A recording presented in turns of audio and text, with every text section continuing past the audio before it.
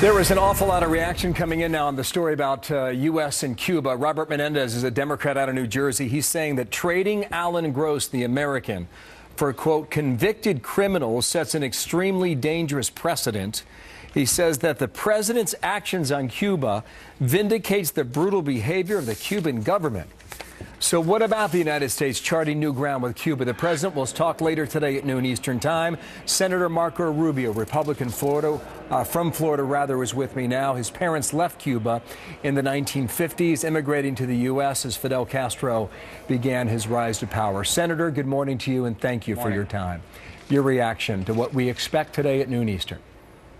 Well, a couple points. First of all, obviously, we're all glad that Mr. Gross is going to be back with his family. He never did anything wrong. He was not a spy. He was not a criminal. He was a hostage. And it's unfortunate that the Cuban government held him for 5 years and basically almost killed him in captivity.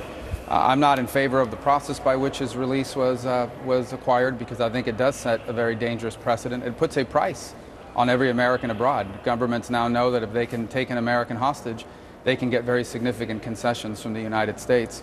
But later today, the president, I believe, will announce measures that go well beyond simply the release of Mr. Gross. I think they will entail things like normalized diplomatic relations between the United States and Cuba, the opening up of more commerce and trade with a dictatorship. My interest in Cuba has always been the furthering of democracy and freedom. I think the people of Cuba have a right, if they are free, to choose any economic system they want. Nothing the president will announce today is going to further that goal.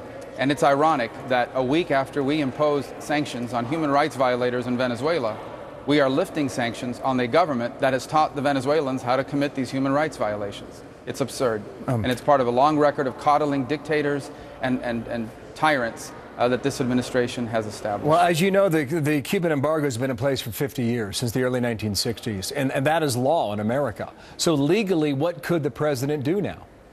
Well, the president can increase the amount of remittances. He can increase the participation of U.S. telecommunications companies within Cuba.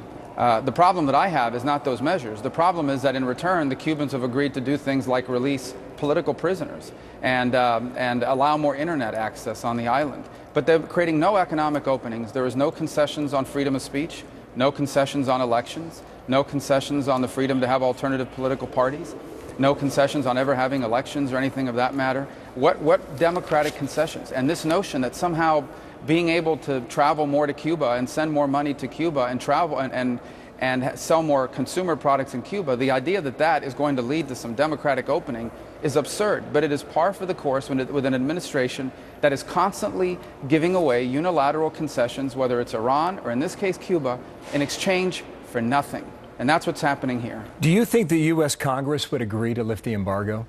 Is there movement for that or not? No, I know it would not. No, there is not support for that. And I think that the embargo is misunderstood. The embargo is not there to punish Cuba or even the Cuban government. The embargo serves as leverage. The law is very clear. It is written and codified. The embargo could be lifted tomorrow if Cuba opens up democratically. That's all they have to do for the embargo to be lifted, is they have to become a democracy, like virtually every other country in the hemisphere. And for us to now basically, for this administration, to basically undermine that leverage in exchange for symbolic measures, the releasing of 53 political prisoners, that's fantastic, but they never should have been imprisoned to begin with, and they could be re-imprisoned next week if they re-engage in civil society and in protesting. What do you know about these 3 Cuban spies held here that apparently are headed home? Well, they're Cuban spies, but they're not just benign Cuban spies. There were 5 of them originally. 2 have been released and returned to Cuba. The other 3 are here still, although I imagine they've now been released.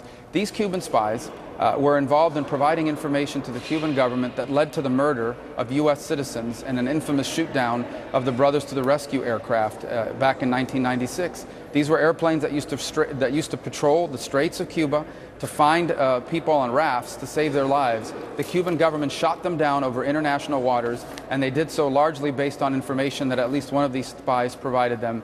These spies will now receive a hero's welcome in Cuba. Does this all suggest to you, with 2 years left in the presidency, that President Obama wants to visit Cuba and pay a visit to Havana and do it while president and make a mark? Well, I don't know what his intentions are. I can tell you that his foreign policy is at a minimum naive and perhaps even truly counterproductive to the future of democracy in the region. I mean, again, I go back to the point that I made a few minutes ago. Just last week, we imposed sanctions on human rights violators in Venezuela. But the people who are supporting the Venezuelans and conducting those human rights sanctions, literally, the Cubans have taken over the Venezuelan government. We're actually lifting sanctions on them. How absurd is that? And it's just par for the course. Now, all of these tyrants around the world know that the U.S. can be had, that it's a pretty easy deal. At a minimum, I would say this: Barack Obama is the worst negotiator that we've had as president since at least Jimmy Carter, and maybe in the modern history of this country. Wow. Senator Rubio, thank you for your time. Marco Rubio from Washington, D.C. Appreciate you coming on with us today. Thank you. Thank you. Martha.